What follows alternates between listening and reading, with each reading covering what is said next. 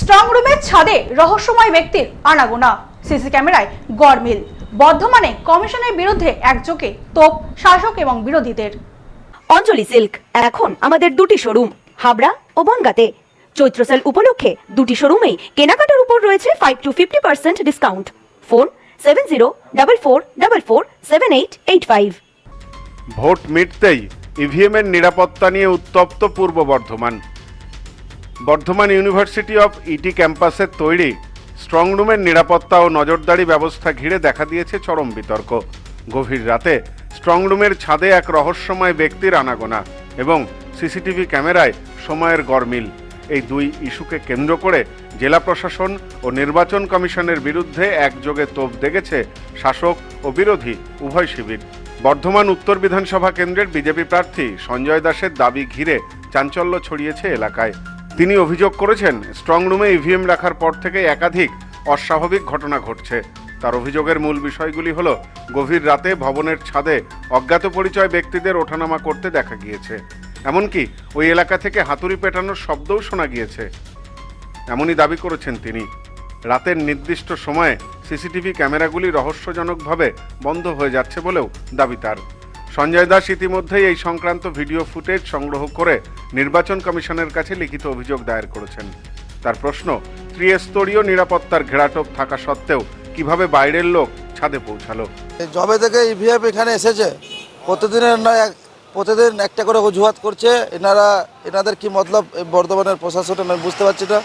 কালকে আমরা দেখলাম আমাদের সিসি ক্যামেরাগুলো যে পহরাতে ছিল, সিসি ক্যামেরাগুলো সব বন্ধ হয়ে গেছিলো প্রায় 15-20 মিনিট।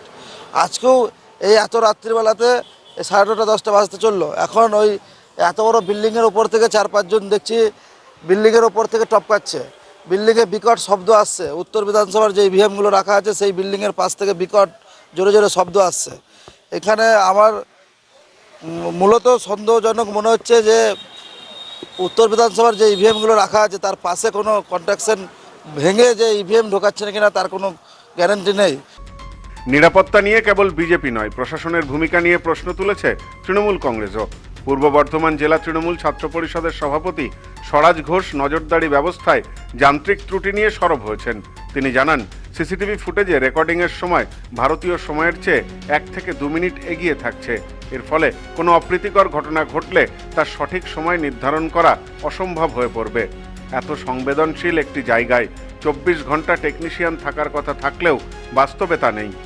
অভিযোগ জানানো সত্ত্বেও দ্রুত কোনো ব্যবস্থা নেওয়া হচ্ছে না বলেই দাবি তার। হাতুড়ির নাকি ঠকঠকের আওয়াজ পাওয়া যাচ্ছে এবং তারা অনেক জায়গায় বলছে ব্যাপারটা। এটা আমিও জাস্ট এক্ষুনি যখন এলাম মনিটরিং করতে, আমিও দেখলাম, আমাকে ওরা রিপোর্ট করলো। এবং এই রিপোর্টের ভিত্তি যদি সত্যিই হয় তাহলে একটা, আমি বলি যে কোনো রাজনৈতিক দলের প্রার্থী সেটা যদি অভিযোগ করে, তো তিনি ওনার সকালের দিকে অভিযোগ করেন, বিকেলের দিকে, তাহলে সেটা তো যিনি সিএপিএফ পার্সোনাল যিনি দায়িত্বে আছেন তাকে অবশ্যই অবজারভার দেখে তদন্ত করে তাকে কোশ্চেন করা উচিত যে কেন এরকম ঘটনা ঘটবে।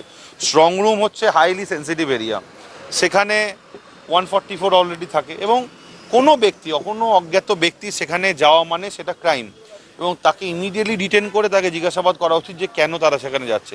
আমরা তো বারবার বলছি যে ভেতরে কি হচ্ছে। আপনারা গতকাল থেকে দেখছেন যে ভিডিও ফুটেজে নানান অভিযোগ বিভিন্ন দল থেকে আসছে, আমাদের দল থেকে আসছে।